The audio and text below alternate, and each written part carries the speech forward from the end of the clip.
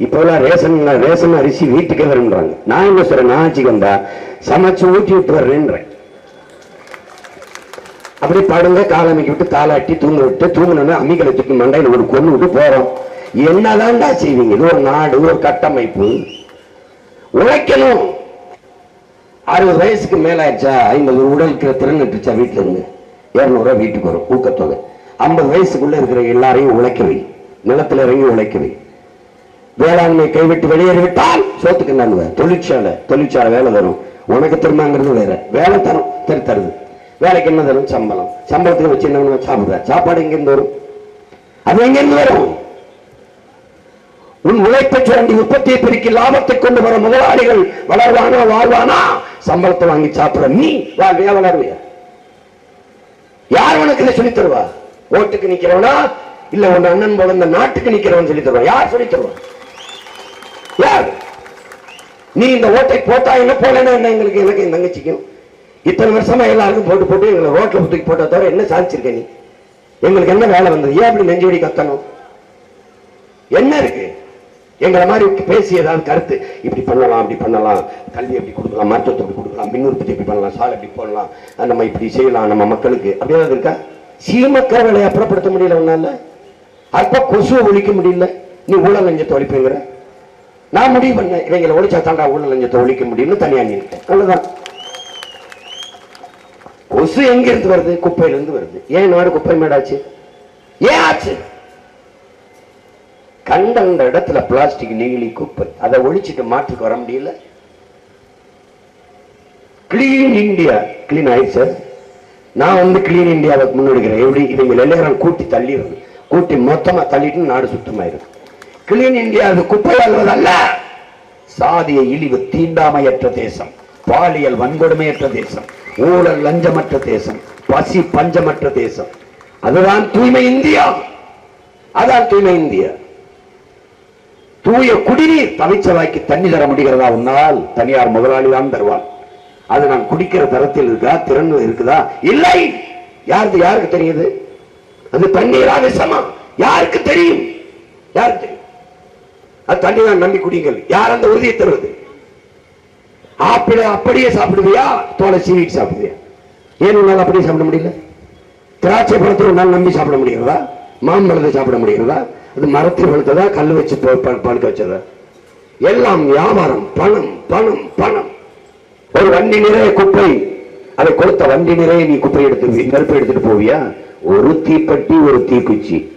இத்தனை ஆண்டுகால அழுக்கை ஒரு தீக்குச்சியை வச்சு கொளுத்த முடியும் என்றால் நம்மால் முடியாதா? இந்த மயிலாடுதுறை நாடாளுமன்றத்தில் வெற்றி பெற்று வீழ்ந்த தமிழகம் எழுந்தது பல ஆண்டுகள் ஆட்சி அதிகாரத்தில் இருந்த அதிகார கட்டமைப்பு, பெருத்த பொருளாதார வலிமை, ஊடக ஆதரவு கொண்ட கட்சிகள், கூட்டணி கூட்டணி கூட்டணி, எல்லோரும் கூட்டு சேர்ந்து நின்றார்கள். ஒற்றையாக ஒற்றை கட்சி தனித்து மக்களை மட்டுமே நம்பி வாக்குக்கு காசு கொடுக்காமல் கட்டுக்கட்டாக பணத்தை வைத்தல்ல, கருத்தை வைத்து கோடி கோடியாக காசுகளை கொட்டியல்ல, கொள்கைகளை முன்னிறுத்தி எளிய பிள்ளைகள் நின்றார்கள், வென்றார்கள் என்ற வரலாற்று பதிவு எண்ணி பாருங்கள். திமுக வெல்வது, அதிமுக வெல்வது, காங்கிரஸ் வெல்வது, பாரதிய ஜனதா வெல்வது ஒரு சாதாரண நிகழ்வு, வழக்கமான நிகழ்வு. வென்றிருக்கிறார்கள், அதிகாரத்துக்கு போய் சென்றிருக்கிறார்கள், ஆண்டிருக்கிறார்கள். ஆனால் உங்கள் பிள்ளைகள் நாங்கள் முகம் தெரியாதவர்கள், அடையாளம் தெரியாதவர்கள், ஆதரவற்றவர்கள், பொருளாதார வலிமையற்றவர்கள், எளிய பிள்ளைகள் வெல்ல முடியும் என்பதுதான் ஜனநாயகம்.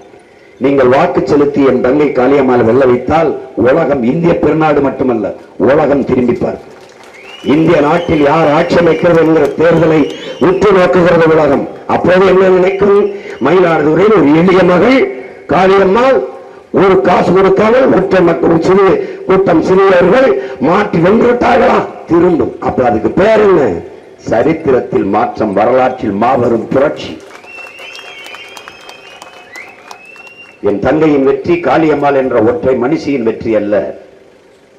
நீண்ட நெடிய காலமாக உணர்வை இழந்து, உரிமை இழந்து, உயிரை இழந்து கொண்டிருக்கிற தமிழ் பெருங்குடி மக்கள், தாழ்ந்து வீழ்ந்து கிடக்கிற தமிழ் தேசிய மக்களின் மீட்சி, எழுச்சி, தமிழ் தேசியத்தின் அரசியல் புரட்சியாக பார்க்கப்படும்.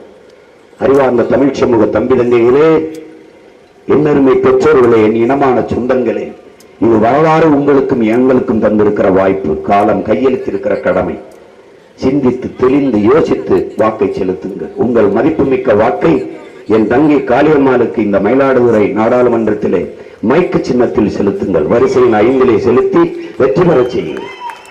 இது எங்களின் வெற்றி அல்ல, உங்களின் வெற்றி. மயிலாடுதுறை நாடாளுமன்றத்தில் என் தங்கை காளியம்மாளை நிறுத்தியிருக்கிறேன் என்று நீங்கள் எண்ண வேண்டாம். உங்கள் ஒவ்வொருவரையும் நிறுத்திருக்கிறேன். நீங்கள் தான் வேட்பாளர். நான் அங்கே உங்களை நினைத்திருக்கிறேன், என் அம்மாவை நினைத்திருக்கிறேன், என் தங்கையை நினைத்திருக்கிறேன். அந்த உணர்வில் என் தங்கை காளியம்மாளை, இந்த மகளை நீங்கள் பாருங்கள்.